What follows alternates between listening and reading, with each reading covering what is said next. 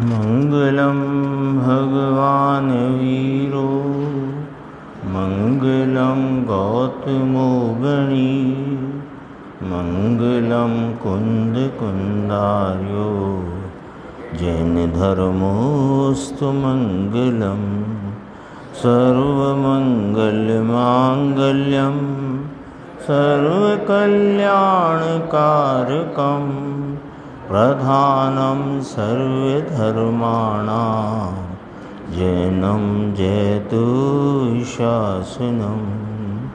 नमः समय साराय स्वानुभूत्या चकासते चित्स्वभावाय भावाय सर्वभावांतरच्छिदे।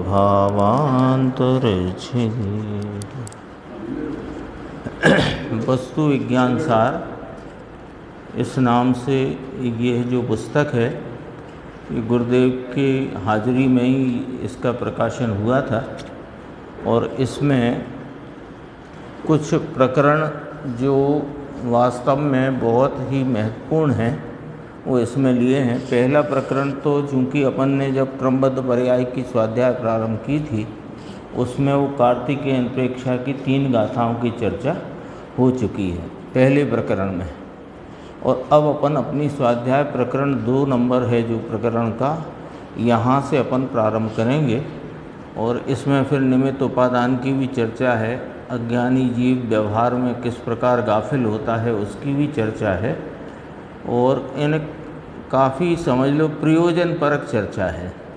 यद्यपि भाषा इतनी सरल है कि इस पे अपन को स्वयं पढ़ के भी कोई इसमें दिक्कत आने वाली नहीं है, लेकिन स्वयं पढ़ने में थोड़ी शीघ्रता भी हो जाती है और नहीं भी हो पाता उतना, तो अपन सब मिलजुल कर के स्वाध्याय करेंगे तो उसका लाभ मिलेगा।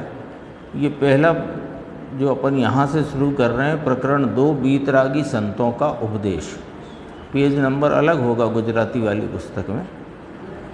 देख, हाँ यही आत्मस्वरूप की यथार्थ समझ सुलभ है, ये चर्चा यहाँ से कही कि अपना आत्मस्वरूप समझना सुगम है, किंतु अनादि से स्वरूप के अनभ्यास के कारण कठिन मालूम होता है। यदि कोई यथार्थ रुचि पूर्वक समझना चाहे तो वह सरल है।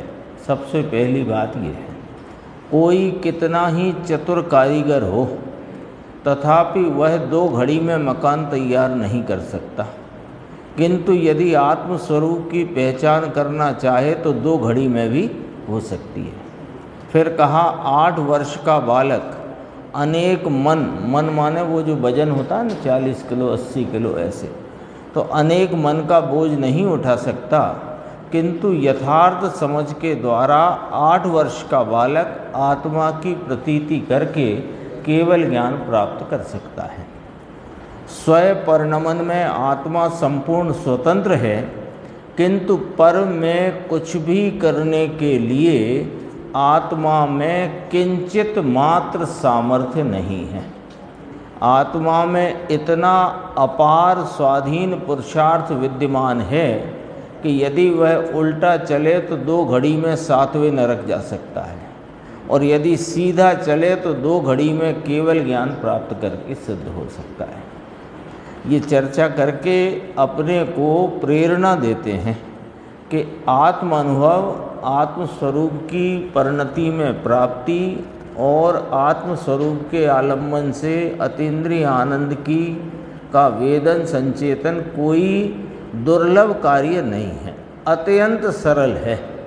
तो फिर अब तक कठिन क्यों हुआ? तो ये ऊपर कहा था कि अनअभ्यास के कारण कठिन मालूम पड़ता है। एक दिन अपन ने बात की थी, याद होगा, कि कोई व्यक्ति है तो अब उसे रोटी बनाने में वो गोल बनाना बहुत कठिन है, अभ्यास नहीं है, और बहनों को वो एकदम सरल है, तो वास्तव में तो सरल ही है। वो जिज्ञासा, रुचि और अभ्यास, इसकी बात है सारी। देखो, परमागम श्री समय सार जी में कहा है कि यदि यह आत्मा 2 घड़ी के लिए अपने शुद्ध आत्मस्वरूप को पुद्गल द्रव्य से भिन्न अनुभव करे, अर्थात उसमें लीन हो जाए। 2 घड़ी लिया ना, तो स्वरूप का आलम्बन लेकर उसमें लीन हो जाए तो परिसह्यों के आने पर भी न डिगे, तो 4 घातिया कर्मों का नाश करके निमित्त में केवल ज्ञान को प्राप्त कर सकता है, करके मोक्ष दशा की प्राप्ति कर सकता है। जब आत्मानुभव की ऐसी महिमा है तो मिथ्या भाव का नाश करके सम्यक दर्शन की प्राप्ति होना सुलभ ही है।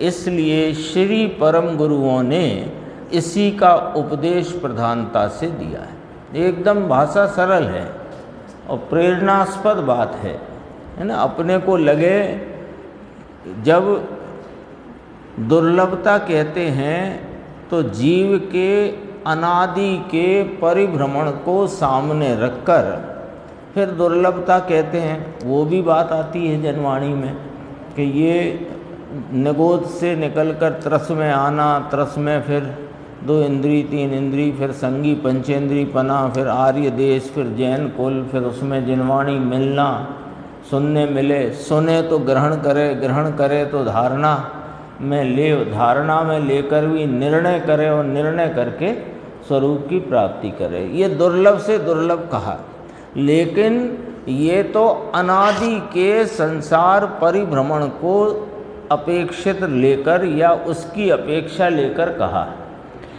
हाँ, अब वर्तमान की अपेक्षा अपन बात करते हैं। वो जो दुर्लभ कहते हैं ना, सम्यक दर्शन दुर्लभ है, तो दुर्लभता कैसे कही? अनादि संसार अनादि परिभ्रमण की अपेक्षा जो अब तक हो गया वो समझो आया गुरुदेव की व्याख्या में कि मेरु समान पुण्य फलित हुआ है, तब ये यहाँ तक अपनी रेलगाड़ी आई है। अब यहाँ पर आकर के अब दुर्लभता की कोई बात नहीं बची, अब सुलभता ही है। अब सुलभता में क्या चाहिए कि जिज्ञासा, रुचि, महिमा और उसका स्वरूप की प्रति की महिमा में, रुचि की उग्रता में और सच्ची जिज्ञासा में ये कार्य सुलभ हो जाता है। तो कहा ना 2 घड़ी में केवल ज्ञान प्राप्त करके मोक्ष दशा की हैं। हाँ, स्वाधीन है, बाकी पराधीन है। 1 गिलास पानी भर के पीना पराधीनता है, वो भी अपने हाथ से पीते हैं, वो भी पराधीन है, पर ये स्वाधीन है। देखो, फिर गुरुदेव ने समय सार के संदर्भ से यहाँ बात कही कि श्री समय सार प्रवचनों में आत्मा की पहचान करने के लिए बारंबार प्रेरणा की गई है। यथा माने उसके अनुसार क्या कहा कि देखो, चैतन्य के विलास रूप आनंद को भीतर में देखो, अंतर में उस आनंद के देखते ही तू शरीर आदि के मोह को तत्काल छोड़ सकेगा। पहले तो ये विश्वास में लाओ कि चैतन्य के विलास रूप आनंद का मैं भंडार हूँ, और आनंद की एक कणिका भी यदि प्रगटेगी तो मेरे आलम्बन से ही प्रगटेगी, पर आलम्बन से तो दुख और विकल्पों की उत्पत्ति ही है। इतना जो विश्वास ले धारणा ज्ञान में, विकल्पात्मक ज्ञान में, तो फिर उसका आलम्बन लेगा तो शरीर आदि के मोह को तत्काल तत्क्षण छोड़ सकेगा, झगती अर्थात झट से छोड़ सकेगा। ये बात सरल है क्योंकि यह तेरे स्वभाव की बात है। 7वें नरक की अनंत वेदना में पड़े हुए जीवों ने भी आत्म अनुभव प्राप्त किया है। ऐसा नहीं है अपने को लगे कि हमको प्रतिकूलताएं बहुत हैं, शरीर की अवस्था की, रोग की अवस्था हो, अन्य प्रकार की कोई प्रतिकूलता हो सकती हैं, लेकिन अपन तो इस परिदृश्य में जब बैठे हैं और इस परिदृश्य में स्वरूप की प्रति जिज्ञासा और रुचि की ही आवश्यकता है, बाकी तो सब अपने सामने है। सच्ची बात है, सच्ची बात सुनाने वाले गुरुदेव श्री हैं, उनकी वाणी का सब रहस्य सामने है। अब ज़रूरत किस चीज़ की है? खरी जिज्ञासा और रुचि, वो अपने को जागृत करना है। वो यदि जागृत हो तो नरक जैसी प्रतिकूलता तो है नहीं ना। तो 7वें नरक की अनंत वेदना में पड़े हुए जीवों ने भी आत्म अनुभव प्राप्त किया है। यहाँ पर 7वें नरक जैसी तो पीड़ा नहीं है ना। अरे जीव मनुष्य भव प्राप्त करके रोना क्यों रोया करता है? अभी ये इतना सुनहरा अवसर है, एकदम समझो कि लॉटरी लग गई अथवा गोल्डन चांस है। ऐसा चांस भवों में न मिले, बहुत भवों के बाद मिल सके, ऐसा चांस है ना। तो अभी चूकने जैसा नहीं है। अब उसमें फिर यहाँ रोना रोए कि हमको यूँ नहीं है, ऐसी प्रतिकूलता है, ऐसा है कि चलते नहीं बनता, कि भोजन नहीं बचता, कि फलाना, कि ये कुछ भी नहीं है, कुछ भी नहीं है। क्योंकि यहाँ जब तुलना में 7वें नरक की वेदना की बात करी, अब सत समागम से आत्मा की पहचान करके आत्मानुभव करो और कुछ ना करो, कहीं ना उलझो। सच्चाई है ये, है ना। और बहुत ज़्यादा जानकारी में भी ना उलझो। सीधी सच्ची जो मुद्दे की बात है, उस मुद्दे की बात अपने को प्रतिदिन मिल रही है, उस बात पर ध्यान धरो, उसको मुख्य करो और उसको समझ करके अपने स्वरूप की जिज्ञासा पहले चाहिए। जिज्ञासा, रुचि, महिमा, और फिर कार्य ना हो तो ज्ञानी जन कहते हैं कि ऐसा अन्याय जिन शासन में नहीं है। यानी अपने स्वरूप की प्राप्ति की जिज्ञासा हो और उसकी महिमा आए तो रुचि भी स्वतः ही उसकी पल्लवित होगी, पुष्ट होगी। और रुचि की पुष्टता में फिर तेरा वीर्य काम ना करे, ऐसा हो नहीं सकता।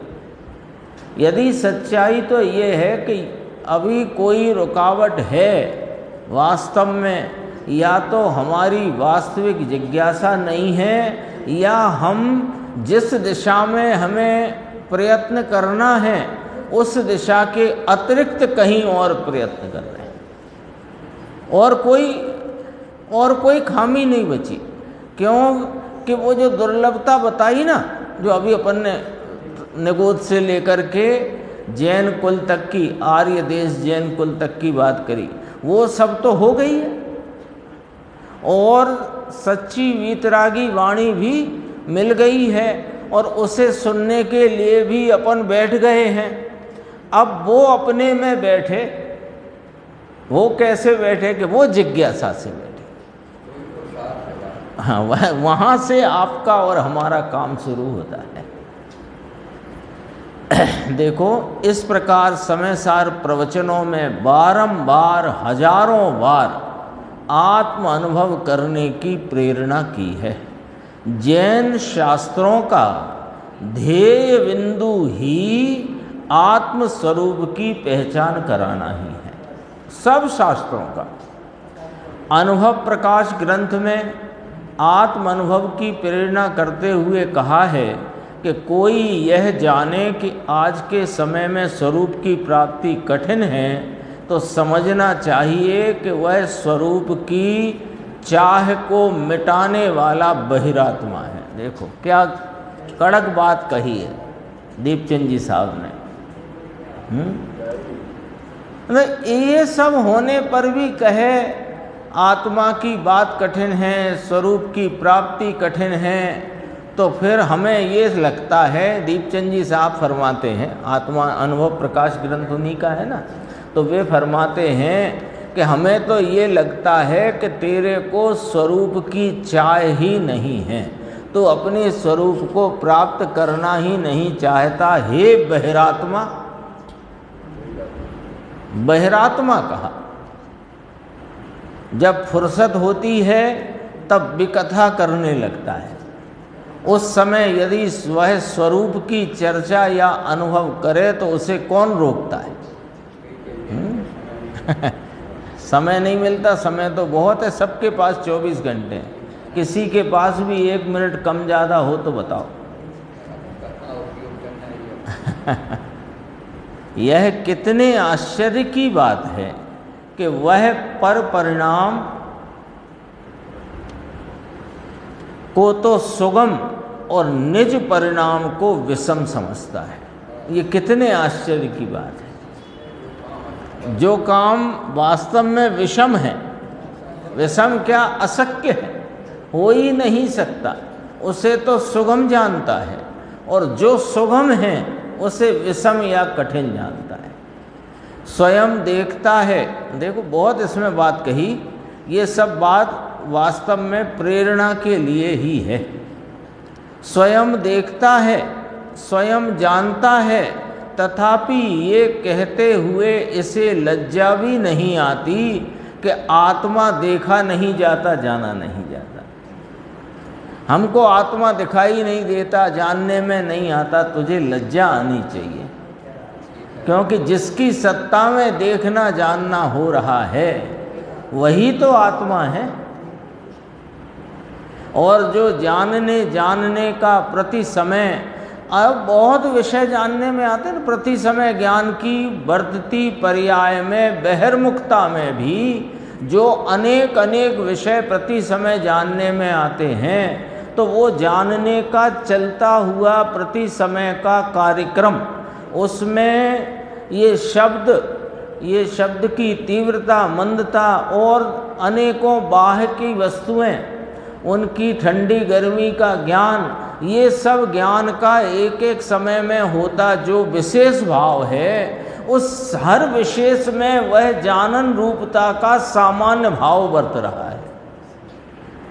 अभी तो बहिर्मुख उपयोग में ही निर्णय करा देंगे। बहिर्मुख उपयोग है, भोजन का काल हो तो भोजन के काल में भी थाली में रखी हुई अनेक वस्तुएं, उनके स्वाद, उनकी ठंडी गर्मी, उस समय वो सबका हाथ किधर जाना है, किधर अब अगली बार जा रहा है, वो सब ज्ञान में एक एक समय करके विषय हो रहा है कि नहीं। तो वह कहाँ विषय हो रहा है कि ज्ञान के प्रति समय के वर्तते विशेष में। वो जो कुछ जानना हो रहा है वो ज्ञान का एक एक समय का वर्तता हुआ विशेष विशेष विशेष विशेष विशेष विशेष, हर विशेष में विशेष बदल जाने पर भी वो जो जानने रूपता का एक रूप सदृश सामान्य भाव है, जानन जानन जानन जानन जानन जानन जानन, ये जानन जानन कब बदलता है?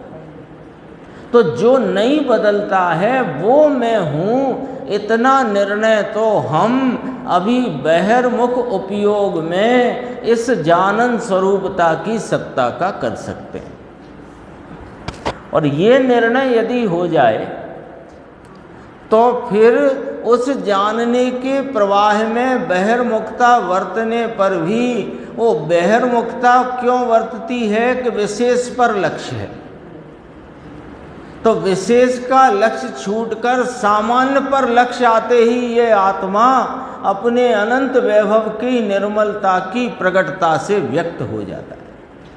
कोई बड़ा काम नहीं है। ये निर्णय नहीं हो सकता क्या बहिर्मुख उपयोग में? अभी बहिर्मुख उपयोग में ये निर्णय हो सकता है कि जो कुछ भी जानने में आ रहा है, प्रति समय जानने में आते हुए गेय बदलते हैं, वे तो पर पदार्थ हैं, पर उन गेयों के निमित्त से मेरी दशा रूप जो विशेष बदल रहे हैं, हर समय विशेष में बदलावट है ना। जैसे एक कटोरी में अपन ने वो कोर लगाया, ग्रास लगाया तो ठंडा, अगले में गरम, ऐसे अनेक प्रकार, मीठा, चिरपिरा, अनेक प्रकार के गेयों के निमित्त से ज्ञान के विशेष बदल रहे हैं। लेकिन हर विशेष के बदलने के काल में कुछ ऐसा भी तो है जो नहीं बदल रहा। वो क्या है कि वो जानन स्वरूपता का सदरस सदरस सदरस रहता हुआ ध्रुव प्रवाह एक रूपता से वर्त रहा है। वो मैं हूं, उसकी सत्ता में ये सब जानना है। मुद्दे की बात तो विशेष है तो वहाँ सामान्य रहा है। अब हमारा लक्ष्य यानी विषय ज्ञेय है और लक्ष्य वहाँ उस ज्ञेय के निमित्त से उपजी ज्ञान की पर्याय में जो उस विशेष में प्रसिद्धि है तो उसको अपन ज्ञेय प्रसिद्ध है को भी जरा छोड़ दें तो खरेखर इसे वह विशेष प्रसिद्ध है। उस विशेष को गौण करते ही सामान्य का आविर्भाव होता है, सामान्य लक्ष्य में आ जाता है और सामान्य लक्ष्य में आते ही इस सामान्य की अनंत विभूति का प्रकटपना पर्याय में वेदन में आ जाता है। इसका नाम सम्यक दर्शन आत्मस्वरूप की प्राप्ति है, जो अपना हेडिंग है कि आत्मस्वरूप की प्राप्ति सरल है, सुलभ है। उसको अपन समेट कर आते हैं। देखो अभी तो निर्णय करना है ना, अपन जब बहिर्मुख उपयोग में निर्णय किया कि जैसे ये सामने रखे अक्षर और फिर एक पर्याय में ये अक्षर जानने में आए, दूसरे समय लक्ष्य गया ये लाल वस्त्र पर तो ये जानने में आया, तीसरे समय यहाँ उजाले पर बेंच पर, ऐसे विषय बदले ना। तो अभी अपन ने जब विचार शुरू किया बहिर्मुख विचार, उसमें पहले तो हमारा लक्ष्य ज्ञेयों पर है। क्यों कि जो जानने का विशेष यहाँ अंतरंग में परिणमित हो रहा है वो उस विशेष में ज्ञेयों का निमित्तपना है। अब हम जरा अंदर आ जाते हैं, निर्णय करना है तो अंदर आते हैं, तो ज्ञेयों के निमित्त से होता जो नैमित्तिक है उस पर आ जाते हैं। तो नैमित्तिक में प्रति समय बदलता हुआ विशेष है, वो बदलते हुए विशेष को लक्ष्य में लिया, ज्ञेय को छोड़ दिया। तो बदलते हुए विशेष में बदल रहा बदलाव दिखाई दे रहा है। ये बदलाव मेरी ही पर्याय में प्रति समय हो रहा है। अब ये जो पर्याय विशेषों में होता हुआ बदलाव है, यही प्रत्येक पर्याय के इस प्रवाह में एक ऐसा भाव ध्रुव स्वरूपता से, सदरस रूपता से, सामान्यपने से जानन जानन जानन जानन जानन जानन जानन ऐसी जानन पने की एक रूपता से हर पर्याय में है। ये निर्णय में आए ना अपन तो स्टेप वाइज ही तो आएगी बात। पहले अभी मोटी बात तो यह है कि लक्ष्य ही ज्ञेय पर है, पर ज्ञेय से हुआ क्या? ज्ञेय में से ज्ञान आया कि ना? ज्ञान की सामर्थ्य से ज्ञेय के निमित्त से ज्ञान का विशेष परिणमित हुआ है। ज्ञेय के निमित्त में ज्ञान की सामर्थ्य से वर्तमान ज्ञान का विशेष उत्पन्न हुआ। अगले समय में अगला ज्ञान का विशेष, अगले समय में अगला ज्ञान का विशेष। तो ये सारा कार्यक्रम यहाँ ही चल रहा है, अपने ही इस असंख्यात प्रदेशी ज्ञायक भगवान के विस्तार में ही उन विशेषों का परिणमन है। तो वो विशेषों का परिणमन है, वो परिणमन ज्ञेय के निमित्त से होते हुए विशेष में सामान्य भी है कि नहीं, है ना। दर्पण का दृष्टांत ले सकते हैं। दर्पण लगा हुआ है और उसकी जो स्वच्छता का जो विस्तार है उसमें मान लो दर्पण छज्जे में लगा हुआ है बालकनी में, और नीचे रोड पर से प्रति समय अनेक प्रकार के वाहन और ट्रैफिक चल रहा है। तो हम दर्पण पर लक्ष्य करें तो दर्पण में यदि देखते हैं तो पहले हमें मोटे स्थूल रूप से उसमें कार, स्कूटर, लाल कार, सफ़ेद कार, पीला स्कूटर, मोटरसाइकिल आदि इत्यादि प्रसिद्ध होते दिखाई देते हैं। लेकिन फिर हम विचार में लेते हैं कि ये दर्पण में तो एक भी वस्तु आई नहीं है। फिर दर्पण में क्या हो रहा है कि दर्पण में तो उसकी स्वच्छता की सामर्थ्य के परिणमन से प्रति समय दर्पण के ही विशेष भावों का, झलकन भावों का परिणमन है। उसमें वे बाहर गली में निकलते हुए वाहन आदि उसमें निमित्त हैं। ठीक है ना। तो अब ये जो दर्पण में परिणमन है वो दर्पण की सत्ता में है। यहाँ तक आने दो बात को। जब दर्पण की सत्ता में वर्तते हुए जो प्रति समय के झलकन रूप विशेष नंबर 1, 2, 3, 4, 5, 6, 7, 8 ऐसे प्रति समय होते हुए क्रम रूप विशेष हैं, उन सब विशेषों में एक कोई भाव ऐसा है क्या जो सामान्य रूप से वर्त रहा है, कि वो दर्पण की स्वच्छता का स्वच्छ स्वरूप और हर दर्पण की झलकन में विद्यमान है। तो वास्तव में दर्पण तो वो है। वस्तु का विशेष ही यह बतला रहा है कि वहाँ कोई सामान्य है, तो बस विशेष को लक्ष्य से छोड़ना है और सामान्य को लक्ष्यगत करना है। ये इतना सुलभ है, सच्चाई है। बात आ गई ना यहाँ पर। ये स्वयं देखता है, जानता है। कौन देख रहा, जान रहा है?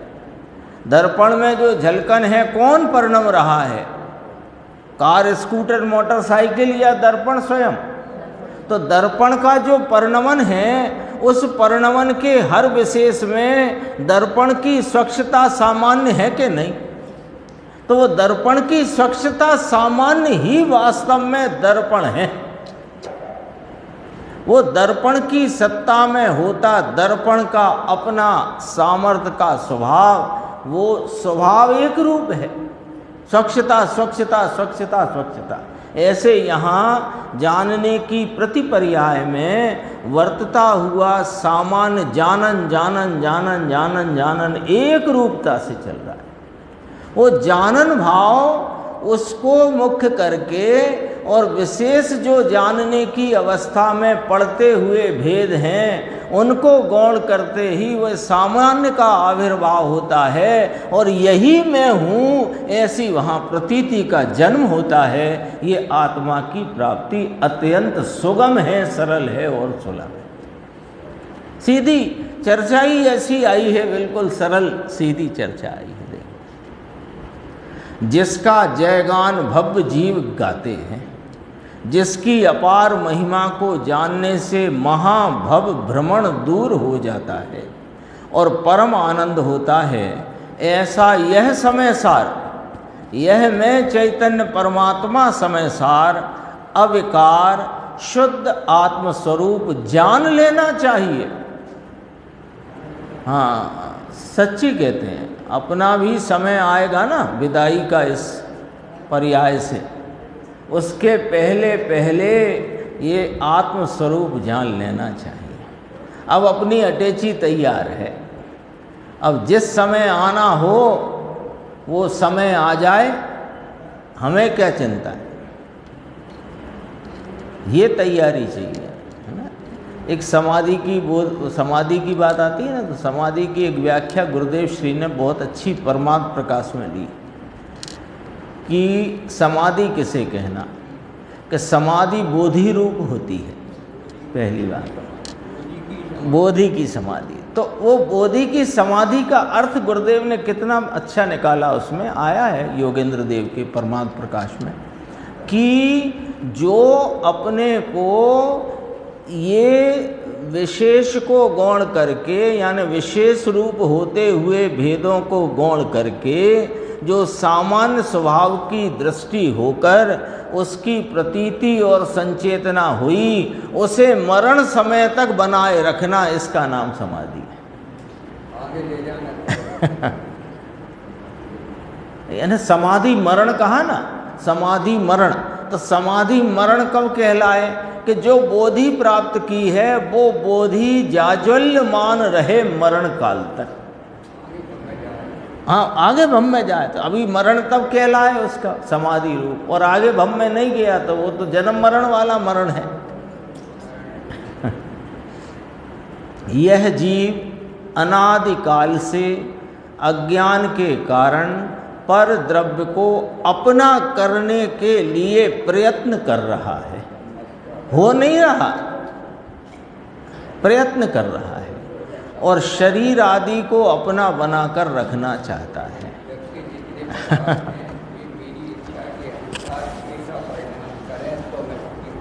हाँ, यही है ना, ये भी न्याय दिया ज्ञानियों ने। एक परमाणु को पलटने की इच्छा जगत भर को पलटने की इच्छा, एक पर द्रव्य को, शरीर आदि को अपना बनाकर रखना चाहता है, परंतु किसी भी पर द्रव्य का परिणमन जीव के अधीन नहीं है। इसलिए अनादि से जीव के परिश्रम अर्थात अज्ञान भाव के फल में, ये परिश्रम है इसका, मजदूरी जिसे कहते हैं, परिश्रम अर्थात अज्ञान भाव के फल में एक परमाणु भी जीव का न हुआ अब तक। अनादिकाल से देह दृष्टि पूर्वक शरीर को अपना मान रखा है, किंतु अभी तक एक भी रजकण ना तो जीव का हुआ है और ना होने वाला है। दोनों द्रव्य त्रिकाल भिन्न हैं, अब तक ना हुआ ना। ऐसे लगे कि मैंने 2 करोड़ खर्च करके कोठी बनाई, 5 करोड़ खर्च करके कोठी बनाई, और कोठी का एक रजकण तेरा नहीं हुआ, हो सकता ही नहीं। क्यों कि वे तो त्रिकाल भिन्न हैं। हाँ, अरे इसमें भी जो परमाणु है वो एक परमाणु दूसरे का ना हुआ, और जन्म से लेकर के इस देह के अवसान तक, देह परिवर्तन तक अनंते परमाणु आ जाते हैं और अनंते चले जाते हैं, वे ही नहीं रुकते।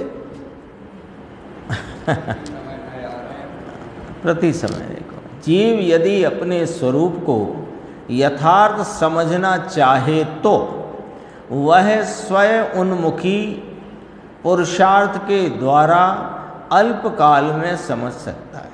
अल्पकाल में, बहुत लंबा समय नहीं चाहिए, नहीं कितना कि यदि डॉक्टर ने कह दिया हो कि 48 घंटे या 24 घंटे भी नहीं बचे तो भी बहुत हैं, 48 मिनट भी बहुत है, बशर्ते कि पर द्रव्य को अपना करने की बुद्धि छोड़कर स्वयं स्वरूप को प्राप्त करने की वास्तविक जिज्ञासा हो। तो बहुत देखो, अंदर में बहुत ही कहते हैं ना, धैर्य भी चाहिए और शौर्य भी चाहिए। शूरवीरता का काम है, ऐसे ये चलते चलाते होने वाला नहीं है। जीव अपने स्वरूप को जब समझना चाहे तब समझ सकता है, जब समझना चाहे तब समझ सकता है। उसके लिए उसे कोई मुहूर्त की ज़रूरत नहीं है, कोई बहुत लंबे काल की ज़रूरत नहीं है, यानी कि भोजन बनाकर, स्वयं भोजन बनाकर खाने में देर लगे, स्वरूप समझने में इतनी भी देर नहीं लगने वाली। बहुत अद्भुत बात है।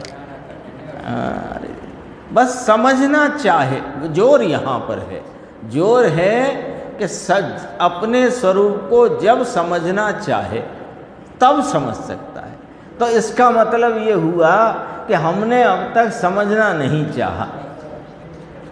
मतलब ये निकला कि नहीं निकला? ऊपर ऊपर की बात चलती रही, कई स्वाध्यायों के घंटे इसमें व्यतीत हो गए कि चलो भैया घर से तो अच्छे हैं, कम से कम कषाय मंद रहती है, ये भी अपने आसमान से गिरे खजूर में अटके वाली बात है। ये कोई आत्म प्राप्ति के जिज्ञासा का धंधा नहीं ऐसे होता है भैया।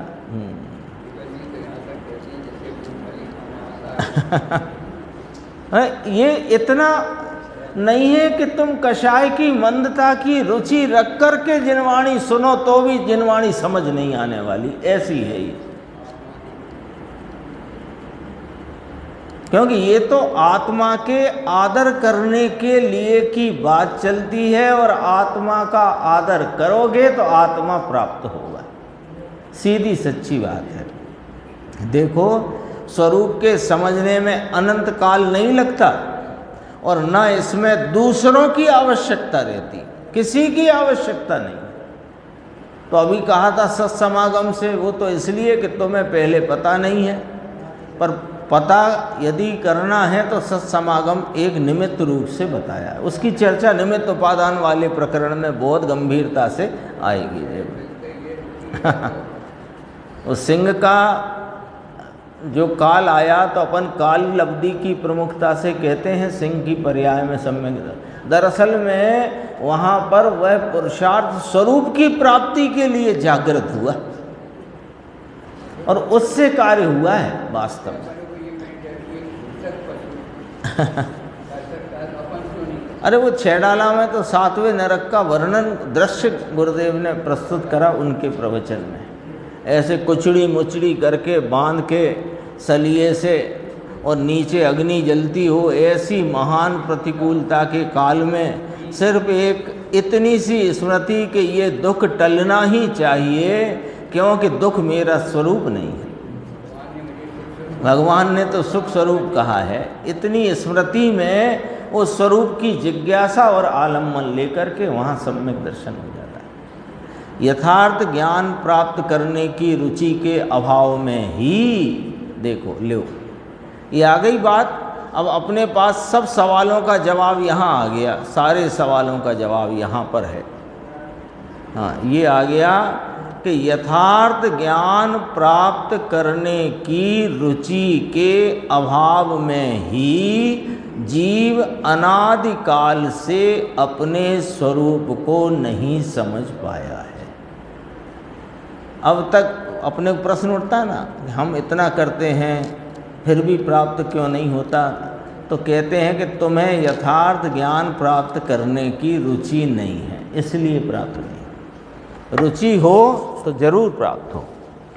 इसलिए आत्म स्वरूप समझने की रुचि करो और ज्ञान करो, ऐसा वीतरागी संतों का आदेश है। ये प्रकरण 2 था, और अब प्रकरण 3 है, उपादान निमित्त की स्वतंत्रता।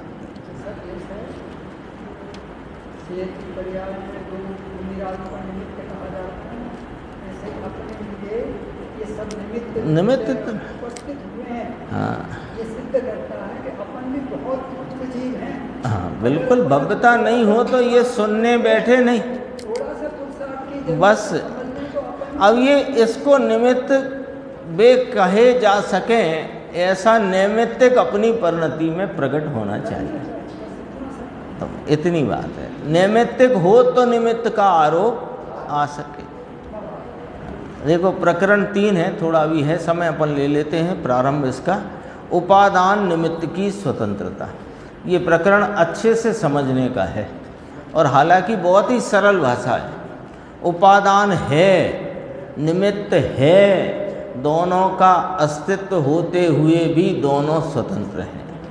अब निमित्त है वो माने निमित्त रूप से रहता है ऐसा नहीं, निमित्त अपने उपादान रूप से है, और जो कार्य विवक्षित है वो कार्य उपादान रूप है, और उस कार्य की उत्पत्ति में जिस पर अनुकूलता का आरोप आए, ऐसा कोई अन्य उपादान भी है जिसे निमित्त कहा जाता है। ऐसे 2 प्रकार के द्रव्य नहीं है जगत में, कुछ उपादान रूप, कुछ निमित्त रूप। हाँ, निमित्त की मोहर लगे हुए पदार्थ जगत में कोई नहीं, सब उपादान है। दोनों का अस्तित्व होते हुए भी दोनों स्वतंत्र हैं, अपना अपना कार्य स्वयं करते हैं। यह बात इस प्रवचन में अनेक उदाहरणों के द्वारा समझाई है। पहले यहाँ उपादान निमित्त की व्याख्या